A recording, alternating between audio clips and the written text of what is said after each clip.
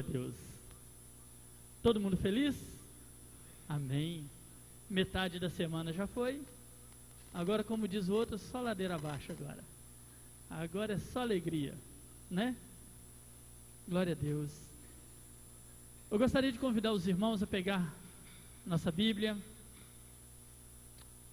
Eu não vou pedir ela para colocar lá agora, porque ela não vai saber colocar, que eu não expliquei essa parte para ela ainda. Eu estou tendo uma ajuda muito abençoada ali hoje. Deus te abençoe, Cláudia, profundamente, tá? Vamos lá? Esta é a minha Bíblia. Eu sou o que ela diz que eu sou. Eu tenho o que ela diz que eu tenho. Eu posso fazer o que ela diz que eu posso fazer. Hoje eu serei tocado pela palavra de Deus. Eu audaciosamente confesso que a minha mente está alerta, o meu coração está receptivo. Eu estou pronto para receber a incorruptível, a indestrutível, a sempre viva semente da palavra de Deus. Eu nunca mais serei o mesmo. Nunca, nunca, nunca. Em nome de Jesus. Amém, amém, amém. Eu gostaria de convidar os irmãos a abrir a nossa Bíblia em 1 Samuel,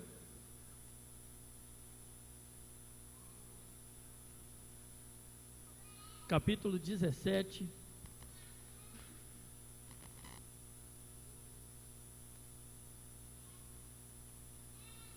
versículo 45 ao 47, preparando para a batalha.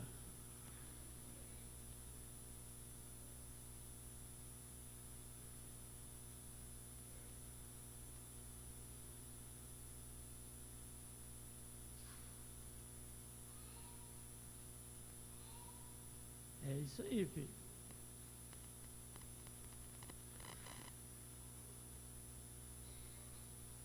Primeira Samuel, capítulo 17,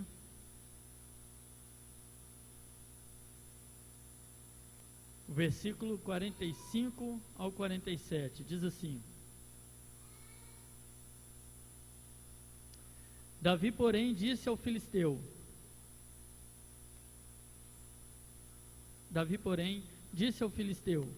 você vem contra mim com espada, com lança e com dardos, mas eu vou contra você em nome do Senhor dos exércitos, o Deus dos exércitos de Israel, a quem você desafiou.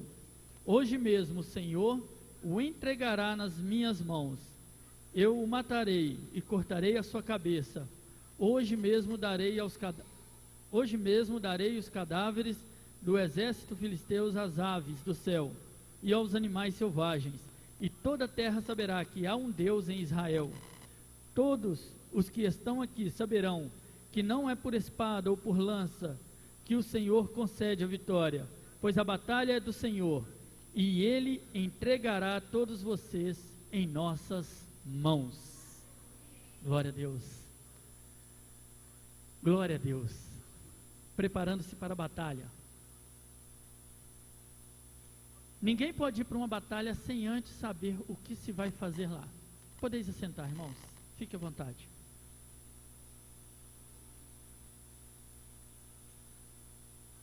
A gente manda para uma batalha um desenhista? Manda? Não manda. Um exército vai mandar para uma guerra, para uma batalha,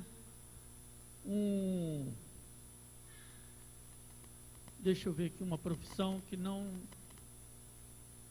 tem nada a ver com um exército. Um alfabetizador? Não vai. A intenção da batalha é justamente eliminar e neutralizar o inimigo. Concordam comigo? Então, para ir para uma batalha, primeiramente, o exército tem que reconhecer e conhecer as características de um guerreiro, de um soldado. E é sobre isso que nós vamos focar o nosso discurso aqui essa noite. Dentro do texto, nós vamos caminhar bastante aqui no capítulo 17 de 1 Samuel, em alguns versículos esporádicos na Bíblia.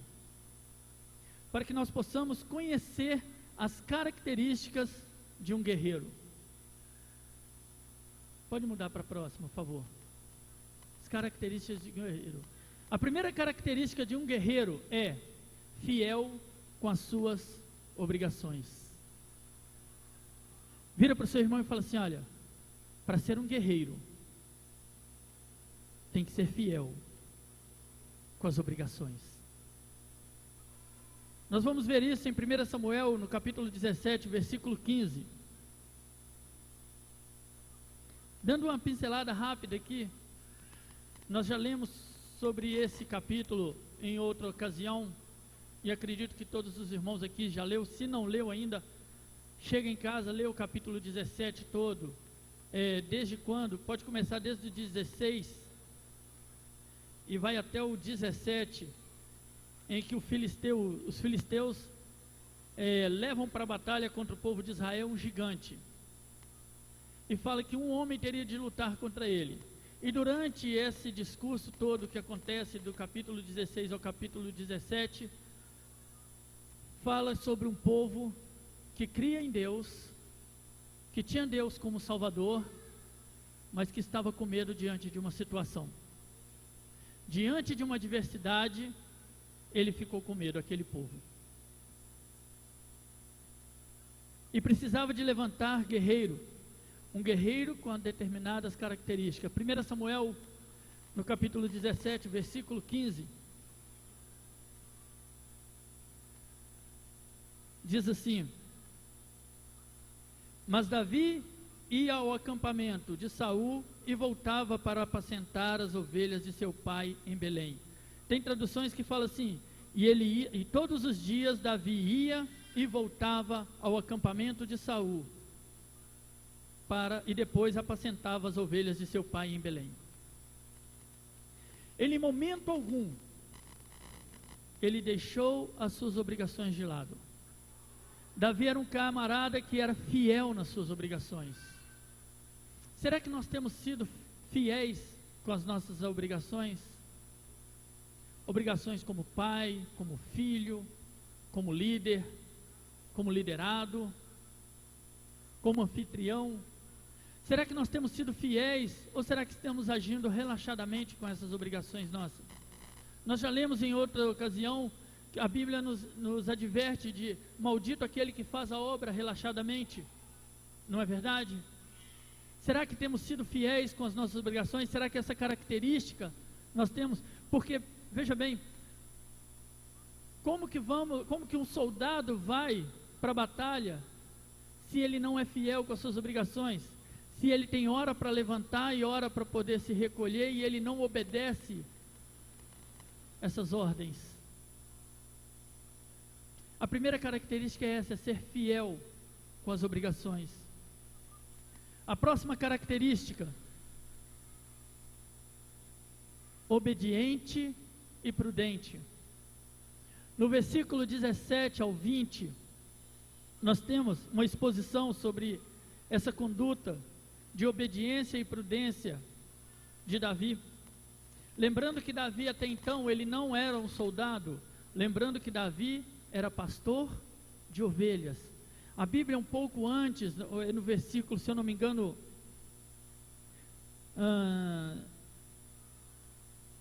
16, no versículo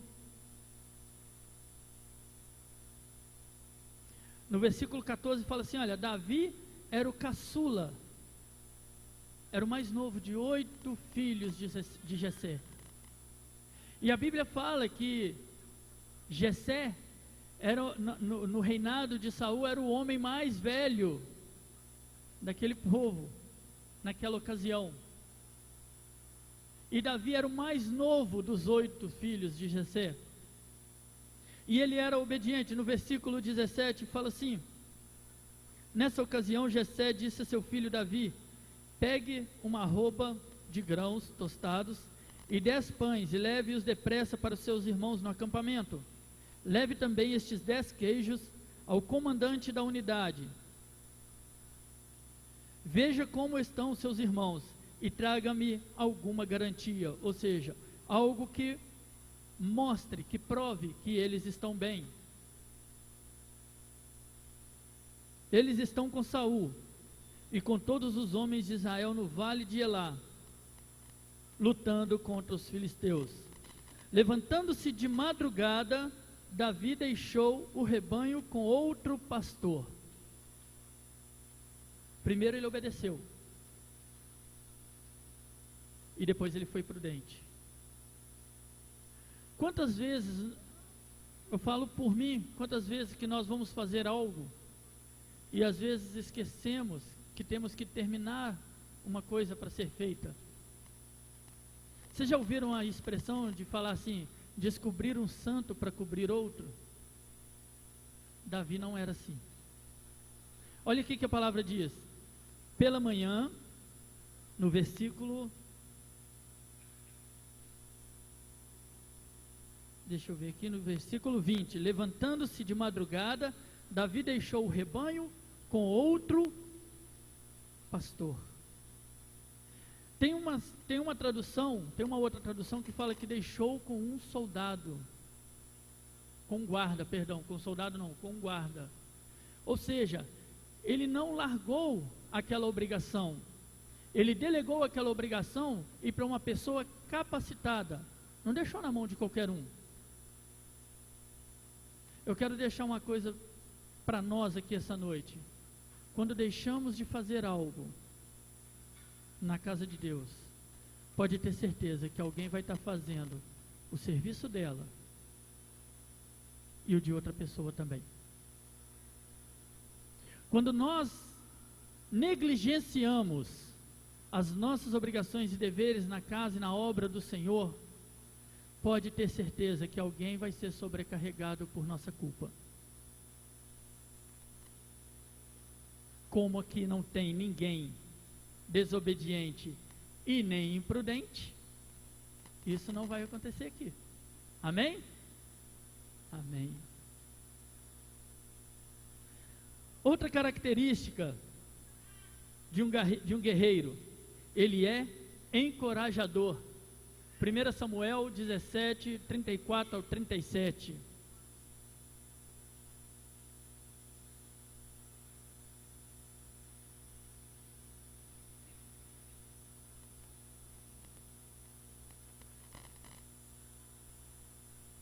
Acharam?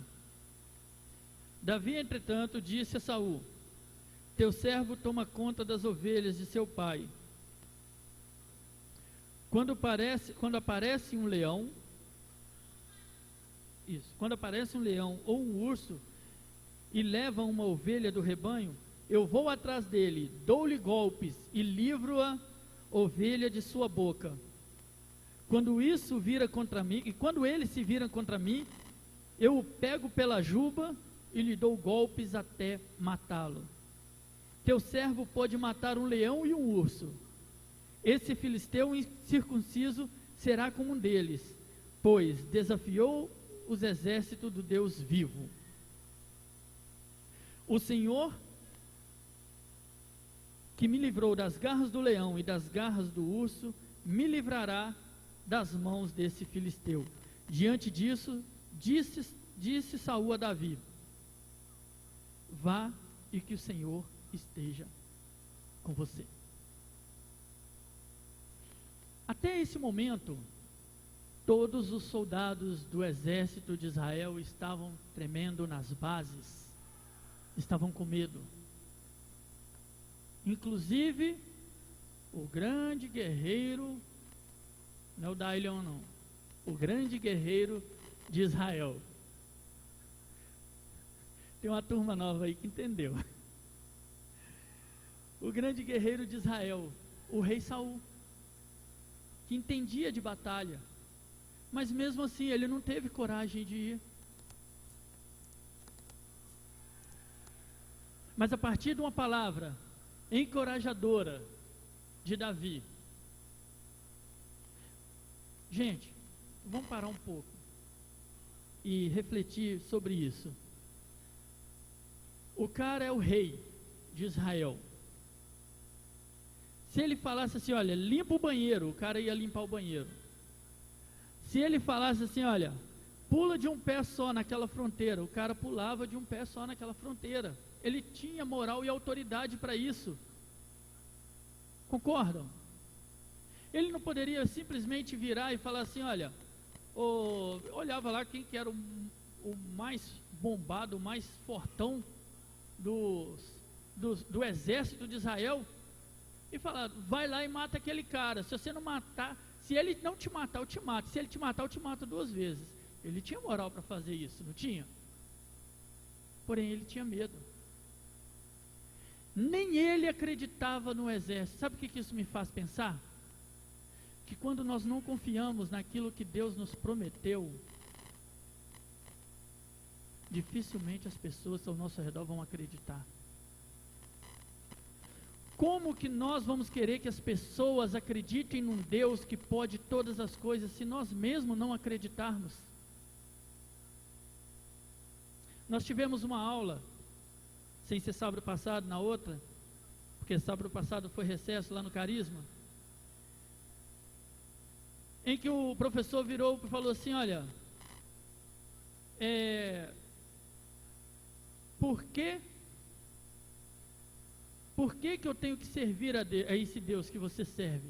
Mais ou menos essa pergunta, querendo que a gente provasse para ele que deveríamos servir a esse Deus, a esse Jesus que a gente prega, que morreu e ressuscitou.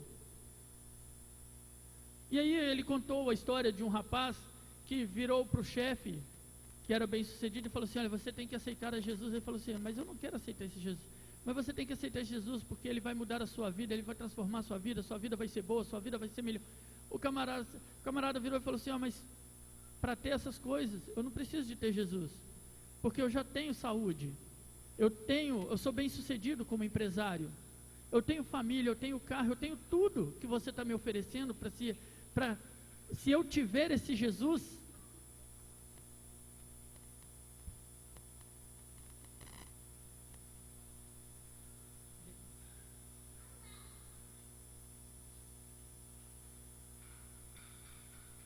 Crianças. E para que ele ia querer esse Jesus, se para ter esse Jesus ele poderia ter isso tudo, e sem ter Jesus ele também tinha essas coisas.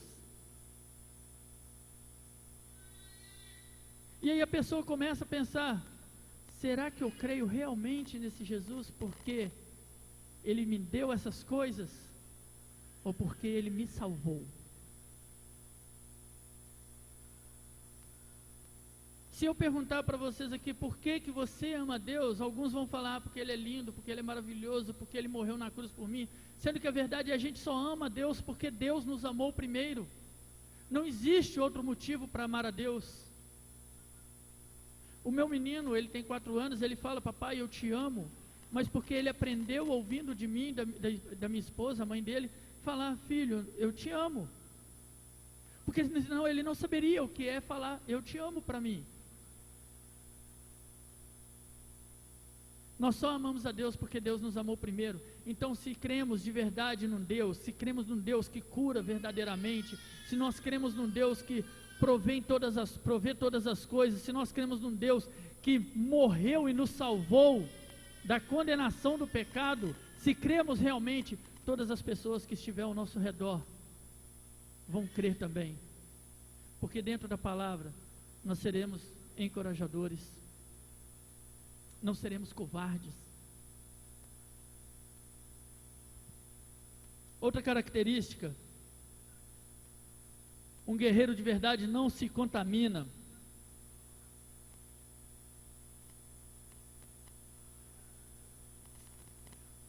Um guerreiro de verdade não se contamina. 1 Samuel 17, 38 ao 39. Saul vestiu a Davi com sua própria túnica, colocou-lhe uma armadura e lhe pôs um capacete de bronze na cabeça. Davi prendeu a sua espada sobre a túnica e tentou andar, pois não estava acostumado com aquilo. E disse ele a Saul: não consigo andar com isso, pois não estou acostumado. Então tirou tudo aquilo. Vamos ler o 40 também. E em seguida pegou seu cajado e escondeu-lhe Ó, e escolheu no riacho. Não, só até o 39 mesmo, que o 40 nós vamos passar para a próxima daqui a pouco. Ele não se contaminou.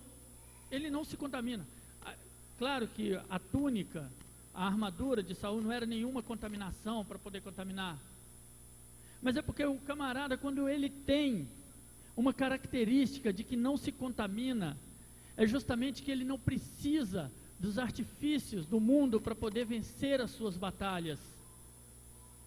Você não precisa das coisas do mundo para poder vencer. Eu conheço pessoas que não conseguiam se firmar na presença de Deus. Por quê? Porque o emprego dele era o ganha-pão dele, e ele confiava no emprego dele e não no Senhor. Claro, nós temos os nossos empregos, beleza? Isso é bênção de Deus, concordam comigo? É bênção, não é? Só que é o seguinte, nós não dependemos dele para sobrevivermos, não dependemos do emprego, não dependemos das pessoas do mundo para podermos vencer nossas batalhas do dia a dia. Nós dependemos de Deus, porque dele provém todas as coisas, porque de Deus provém toda a sabedoria, porque de Deus provém toda a bênção, porque de Deus provém tudo que é bom, agradável e perfeito para nós. É Deus que nos dá saúde para podermos trabalhar no dia a dia. É Deus que nos dá sabedoria para podermos enfrentar as adversidades no dia a dia. Não nos contaminamos, não precisamos de artifícios do mundo. Amém? Próxima característica.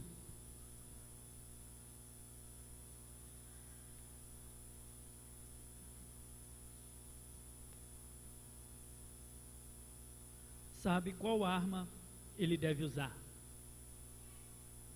Essa é muito legal. 17:40.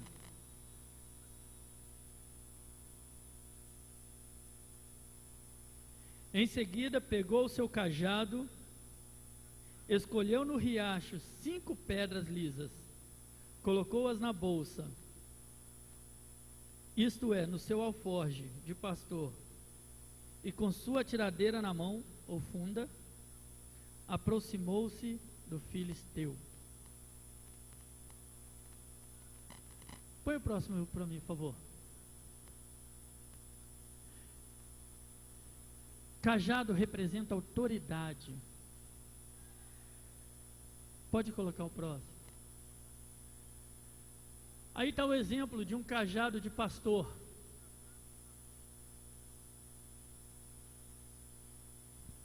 Quantos já ouviram a expressão na igreja? A pregação hoje foi: o cajado desceu. Ou o pastor desceu o cajado hoje. Já ouviram essa expressão? Mas é interessante o cajado, que ele serve para 2 coisas. Na verdade, 3 coisas bem distintas. Uma, para ajudar o pastor de ovelhas a caminhar entre o caminho pedregoso, para se apoiar. Uma outra função do cajado, ele tem aquela curva mesmo, que é para poder trazer as ovelhas para perto de você. Aquela ovelha que está se desgarrando um pouco do rebanho, ele vai com aquele cajado e atrai para perto do rebanho novamente. E uma outra função é como arma, para poder espantar os cães selvagens, leões e urso. Uma questão interessante sobre leão e urso, que eu estava pesquisando, vindo do norte, naquela região onde Davi pastoreava, desciam os ursos, e do sul subiam os leões. Para você ter uma ideia, os ursos naquela região são mais ferozes e mais perigosos do que os leões. Isso me faz pensar, sabe o quê? Não importa qual seja o problema, se Deus te deu aquela autoridade, você vai conseguir vencer.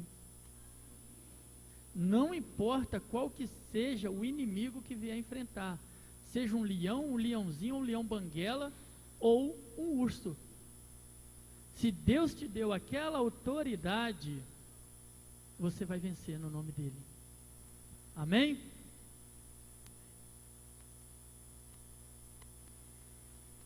O interessante, pode passar o próximo, no Salmo 23, 4, eu gosto muito desse versículo que fala assim, olha, ainda que eu ande pelo vale da sombra da morte, não temerei mal algum, porque a tua vara e o teu cajado me consolam. Davi entende muito bem o que quer passar pelo vale da sombra da morte. Pensa, de um lado você encarar um urso, do outro um leão, e você descer lambada nos dois. Ele sabe o que é passar pelo vale da sombra da morte, ele sabia. E não temer, porque a vara e o cajado, a autoridade que Deus pôs sobre ele, o consolava. As pedras representam memoriais. Passa o próximo. 1 Samuel 7,12, é interessante. Samuel coloca uma pedra entre Mispar e Sem, entre a cidade de Mispar e Sem, e levanta um altar ali, coloca uma pedra e ele fala, Ebenezer. Vamos ler. 7,12. Então Samuel pegou uma pedra e a ergueu entre Mispá e Sem, e deu-lhe o nome de Ebenezer, dizendo, até aqui nos ajudou o Senhor.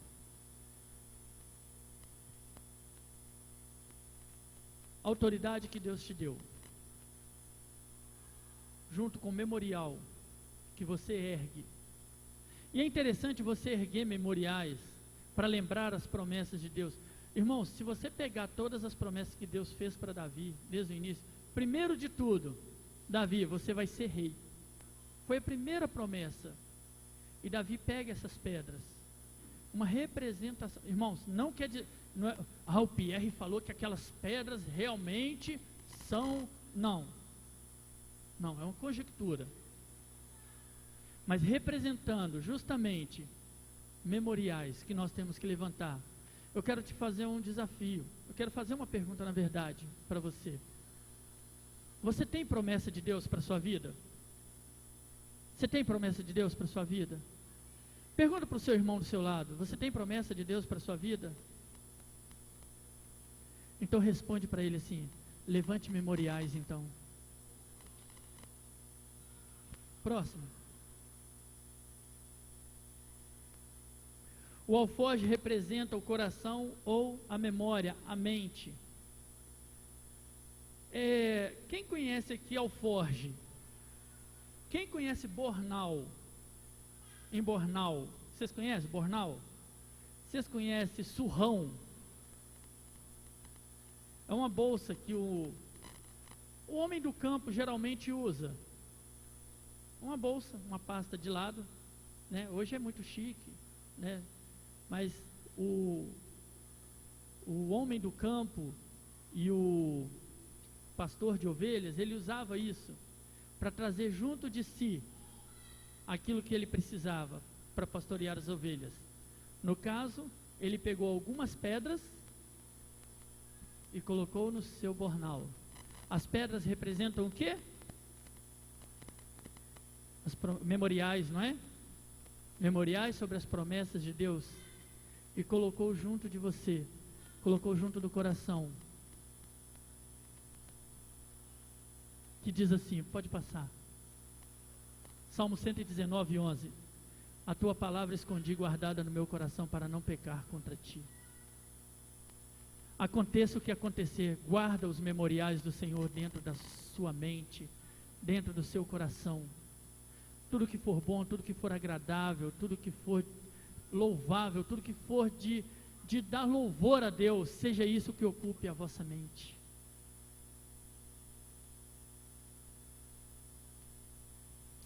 E a funda representa destreza. Próximo. A funda representa destreza. Pode passar até para o próximo também. Temos uma imagem de uma funda e algumas pedrinhas. Tem uma tradução que fala assim, ó, e ele selecionou 5 pedras de seixos, na verdade, pedras não, seixos de leito do rio. Vocês sabem o que é seixos de leito de rio? São aquelas pedras redondinhas, sem ponta alguma, lisinhas. O interessante é que fala do leito do rio. De onde que nós tiramos os memoriais? De onde nós levantamos os memoriais? Das promessas vindas do rio da vida, vindo de Jesus para nós. Tudo que vem da palavra de Deus seja guardado junto ao nosso coração. E a funda é uma arma muito utilizada pelos pastores. Pesquisando sobre ela também, não, pode voltar lá mesmo. Os pastores da tribo de Jessé, do pessoal de Jessé, eles tinham uma destreza tão grande com esse instrumento, que eles eram capazes de jogar com qualquer uma das mãos. Tanto quem era destro podia jogar com a canhota, e quem era canhoto podia jogar com a mão direita. E eles eram capazes de acertar um alvo da espessura de um cabelo. Destreza. Você tem que ter destreza para poder manusear aquilo que Deus te prometeu, que é a palavra dele.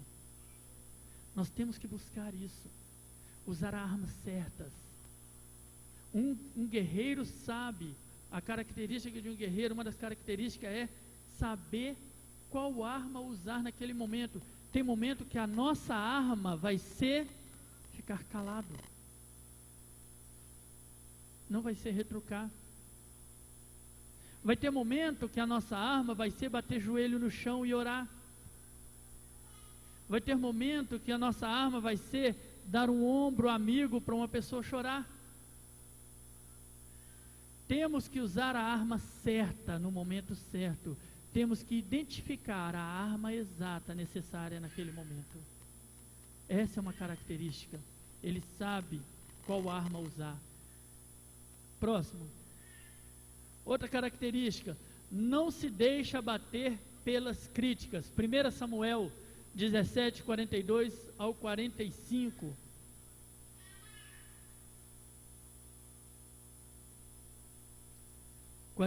Ao 45.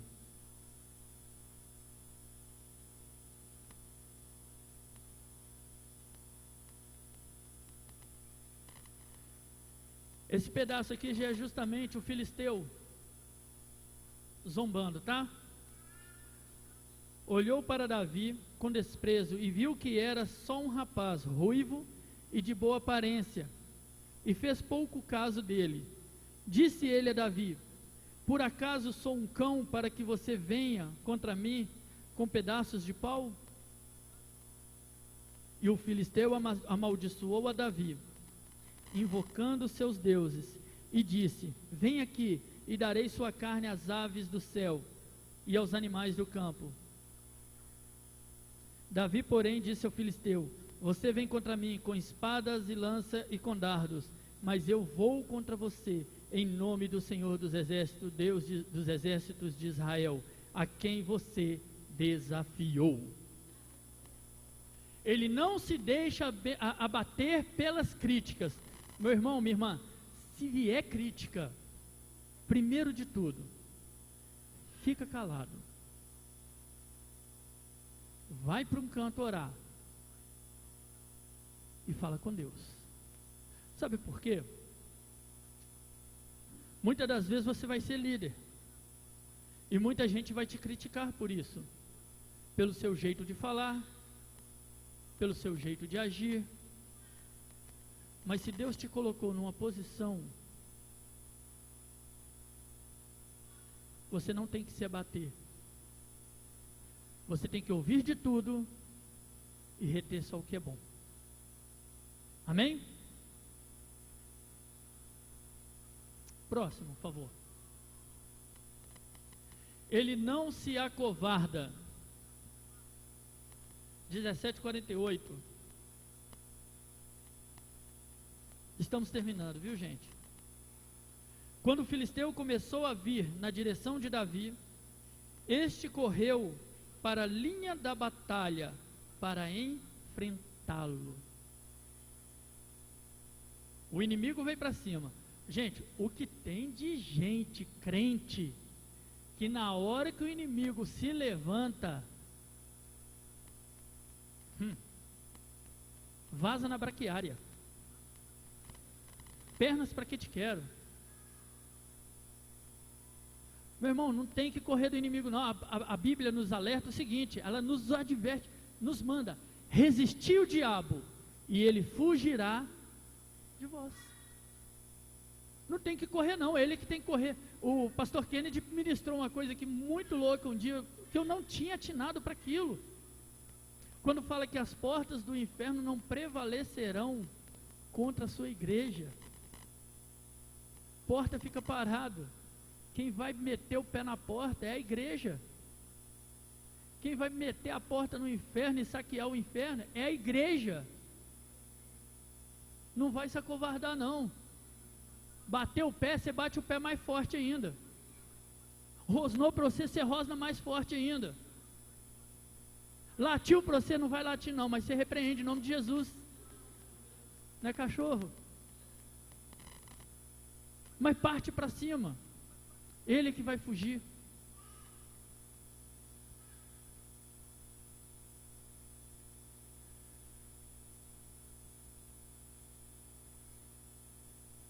Última característica. Davi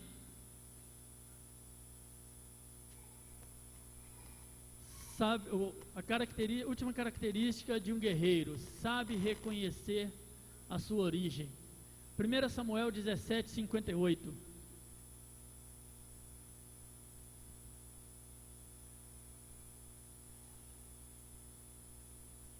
E Saul lhe perguntou: de quem você é filho, meu jovem? Gente, só uma pausa, peraí. Saul deixou um camarada, um menino, pastor de ovelha, mais novo da casa de Jessé, sem saber ao menos quem ele era, filho de quem. Muitas das vezes o mundo, a situação no mundo vai te colocar em uma posição que ninguém vai saber quem você é. Mas no final da batalha, saberão que você é o filho do Deus vivo e quem lutou por você foi Deus. Irmão, só tem um motivo para vencermos uma batalha. Qualquer batalha. O único motivo chama glorificar a Deus. Mostrar ao mundo quem Deus é. Você venceu um câncer, a glória de Deus. Você arrumou um emprego, a glória de Deus. Você passou no vestibular, a glória de Deus. Você aprendeu isso, a glória de Deus. Você aprendeu aquilo, a glória de Deus. Tudo é para a glória de Deus. Tudo é para mostrar ao mundo que quem fez em você foi Deus. Mas vamos voltar ao texto aqui. Isso não estava, de Davi e não estava ainda no meu esboço não. E Saul lhe perguntou: de quem você é filho, jovem? Respondeu Davi: sou filho do teu servo Jessé, de Belém. Ele sabia a promessa. Vocês vão ler, eu creio que vocês vão ler esse capítulo na casa de vocês. Uma das promessas do rei Saul era que aquela família que o soldado que vencesse o gigante não trabalharia em trabalho forçado mais, não pagaria impostos, estaria isento. Era o primeiro green card lá no povo de Israel. Foi o primeiro passe livre que teve. E ele falou, ele podia falar assim, ó, eu sou Davi. Cara, não.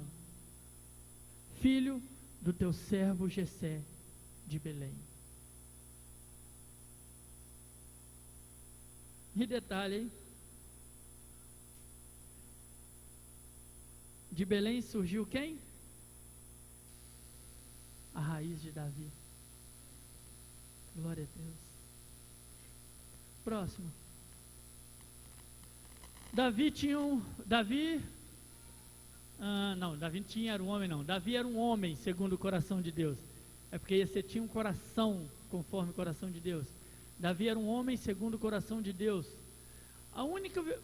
parte que eu achei mencionando na Bíblia foi em Atos 13, 22.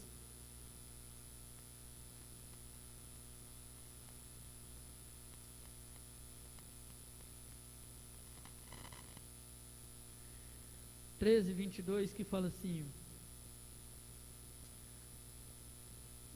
Atos.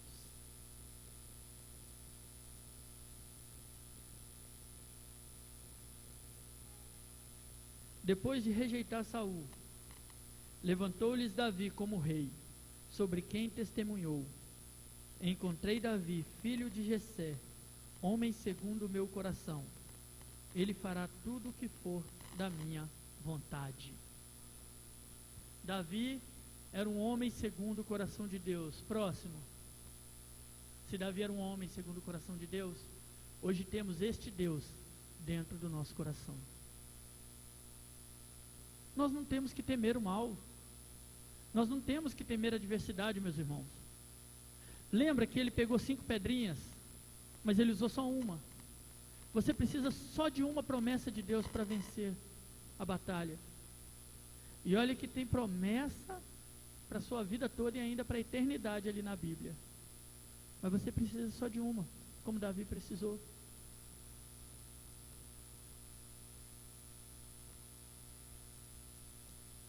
Próximo. Sejamos guerreiros segundo o coração de Deus. Próximo. Não tenhamos medo, sejamos corajosos. Vira para o seu irmão e fala assim: olha, ser forte e corajoso. Não temas, porque Deus é contigo. Fique de pé no seu lugar.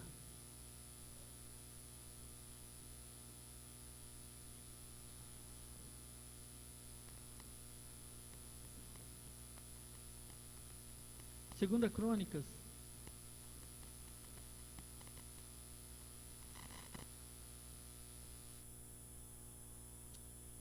capítulo 20, de 14 a 17, tem uma promessa para nós.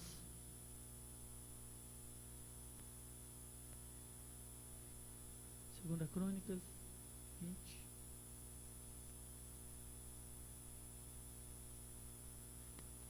Do 14 ao 17 tem uma promessa para nós. Então o Espírito do Senhor veio sobre Jaaziel, filho de Zacarias, neto de Benaia, bisneto de Jeiel e trineto de Matanias, levita e descendente de Asaf. No meio da assembleia, ele disse: escutem todos os que vivem em Judá e em Jerusalém, e o rei Josafá. Assim lhes diz o Senhor: não temas, nem te afliges, nem te desanimes, por causa desse exército enorme. Pois a batalha não é de vocês, mas de Deus. Amanhã desçam contra eles. Eis que virão pela subida de Ziz. E vocês o encontrarão no fim do vale, em frente do deserto de Jeruel. Vocês não precisarão lutar nessa batalha. Tomem suas posições, permaneçam firmes e vejam o livramento que o Senhor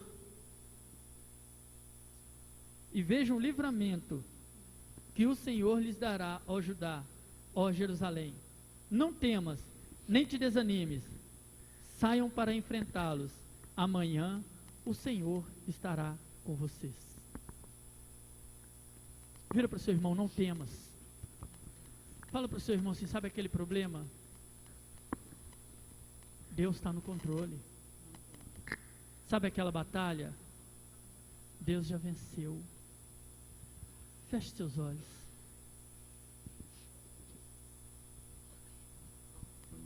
Senhor meu Deus,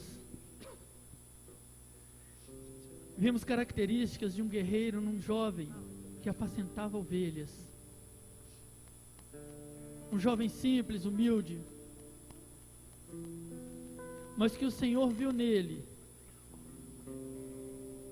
características de um guerreiro e o capacitou para a batalha. E ele venceu a batalha no nome do Senhor dos Exércitos. Deus, acha em nós um coração quebrantado. Acha em nós características de soldados, ó Deus. O nosso coração é totalmente seu, Senhor. Faça-nos viver a tua promessa. Faça-nos, Senhor, meu Deus, guardar os memoriais que levantamos ao Senhor, ó Pai, dentro do nosso coração, da nossa mente, ó Pai, para que possamos lembrar todos os dias, durante toda a manhã, toda a tarde, toda a noite, ó Deus, das promessas que o Senhor fez para nós, ó Pai. Não nos deixe virar nem para a direita e nem para a esquerda, ó Deus, mas seguir firme com os olhos fitos no Senhor, ó Deus. Muitas das vezes, Senhor, pessoas colocam-nos em situações, ó Pai, sem ao menos saber das nossas realidades, mas o Senhor nos conhece. E nós temos a certeza no coração de que se o Senhor nos colocou ali é porque o Senhor há de nos capacitar. Nós cremos nisso, ó Deus. Fortaleça os nossos pés, ó Pai. Fortaleça as nossas mãos, ó Deus. Supra-nos, Senhor, meu Deus, de armas, ó Pai, para enfrentarmos os dias maus. E que vivamos sempre na Tua presença e na dependência do Senhor. Em nome de Jesus. Em nome de Jesus.